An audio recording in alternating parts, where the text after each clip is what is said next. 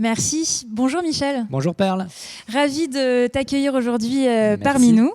Alors, le groupe Total, grand groupe du CAC 40, en pleine transformation depuis maintenant plusieurs années. Quels sont les grands enjeux de transformation data chez Total ? Oui, alors sur la data, moi je vois deux grands enjeux. Le premier, c'est rendre toujours plus autonomes les collaborateurs dans leur capacité à utiliser de la donnée. Donc pour ça, ça veut dire les aider à se former, leur donner des outils et puis rendre la donnée de plus en plus accessible. Il y a un deuxième grand enjeu qui est d'être toujours plus performant dans notre capacité à vraiment créer du machine learning et créer des logiciels qui embarquent du machine learning, donc en production, et savoir gérer ce que c'est que du machine learning en production, donc du logiciel qui évolue, qui peut se tromper, qui peut se corriger au fil de l'eau. Alors, quels sont les principaux leviers de cette transformation ?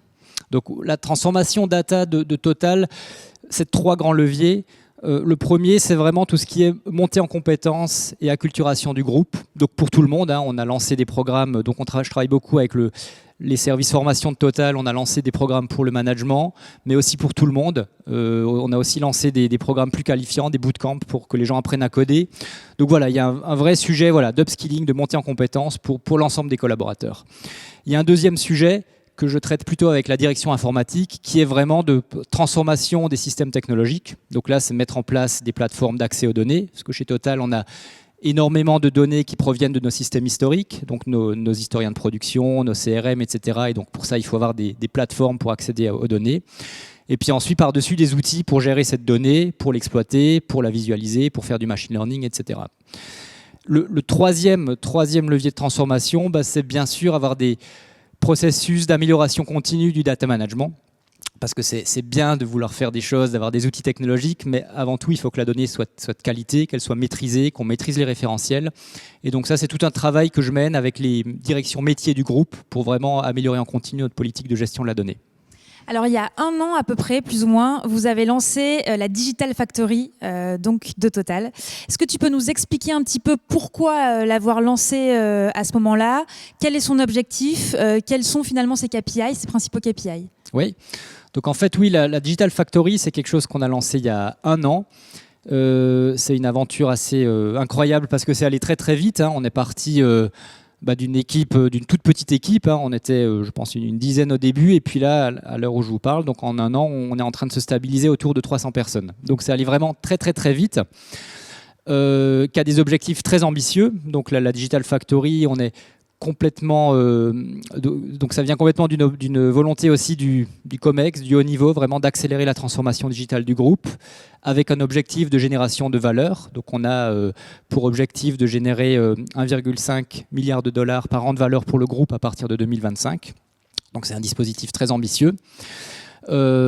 Pour ça, donc 300 personnes avec une grosse capacité de delivery de produits. Donc on est organisé selon les principes agiles, donc avec des squads autonomes.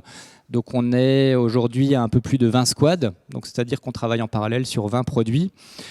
Et la Digital Factory est dimensionnée pour livrer entre 40 et 50 produits par an. Donc énormément de projets. À titre juste pour vous donner un ordre de grandeur, donc comme je l'ai dit avant, on délivre 40-50 produits par an. À peu près 80% de ces produits s'appuient sur les données legacy du groupe, donc sur nos données industrielles, clients. Et à peu près un produit sur deux utilise des méthodes de machine learning avancées. Alors, tu parles de 300 collaborateurs. Quels sont les principaux métiers ? Alors, les métiers... La grande majorité des équipes, c'est des équipes tech en fait, donc des développeurs, des DevOps, data engineers, data scientists, data managers. On a bien sûr aussi des représentants métiers, donc chaque squad a un product owner qui est un représentant du métier. Mais donc principalement des ressources techniques. Très important ça. Est-ce que ces produits, ces projets, ils naissent de la demande métier ou de la demande business, ou est-ce que c'est vous en fait qui êtes force de proposition, qui analysez un petit peu ce qui va pas et qui allez voir les métiers en disant on peut optimiser tel sujet chez toi ? Alors c'est un travail commun, mais principalement ça vient du métier en fait. Donc en fait on a une équipe dans la Digital Factory qui travaille en fait avec les métiers pour les aider à s'imaginer ce qu'ils pourraient faire, mais qui travaillent vraiment en étroite interaction avec eux, quoi. Donc c'est vraiment un travail collectif, mais il y a ce qui est important, je pense, d'avoir à l'esprit, c'est qu'il n'y a aucun push technologique, quoi. C'est uniquement des demandes métiers, on les aide à affiner, on les aide à évaluer la faisabilité et la valeur générée, mais ça vient vraiment du métier, quoi. Et je pense que c'est absolument essentiel, quoi. Est-ce qu'il y a un enjeu de timing ou en tout cas de temps restreint pour pouvoir justement délivrer? Tu parlais de 20 projets actuellement, vous pouvez monter jusqu'à 40-50, mais ça c'est sur combien d'années ou combien de mois? En fait, on a donc la limite dans le temps, je ne sais pas quand s'éteindra la factory, mais c'est... Non, pas la factory, mais les projets. Est-ce qu'on oui. vous dit, voilà, c'est des projets qui doivent être menés sur 6 mois ou sur un an? De toute façon, la cible qu'on a actuellement et qu'on a déjà respectée sur les premières livraisons, c'est des temps de livraison de 6 à 8 mois. Donc en fait, chaque produit est organisé par cycle, et chaque cycle dure 6 à 8 mois. Donc au bout de 6 à 8 mois, on livre quelque chose en production qui génère de la valeur pour l'utilisateur. Après, éventuellement, on peut partir sur un deuxième cycle si on veut développer des fonctionnalités en plus. Mais vraiment, on est cadencé sur ces rythmes de 6 à 8 mois. Et peut-être en conclusion, quelles sont les 2-3 prochaines étapes ou grands projets de la Digital Factory ? Alors, donc la Digital Factory, donc au niveau projet, donc les projets, il y en a beaucoup, je ne vais pas les détailler, mais peut-être juste les enjeux que moi je perçois au niveau de la data. Donc je pense qu'on a un enjeu aussi d'évoluer sur nos systèmes technologiques. Donc jusqu'à présent, ces dernières années, l'accès à la donnée, la gestion de la donnée est beaucoup passé par les modèles type data lake assez centralisés. Je pense qu'au cours des prochaines années, on va aller vers des modèles un peu plus décentralisés, coordonnés bien sûr, mais plus par plaque fonctionnelle où la donnée va être considérée comme un produit, avec plus d'agilité dans la façon dont on va gérer la donnée et gérer le data management. Donc ça, c'est pour l'évolution des systèmes d'accès à la donnée.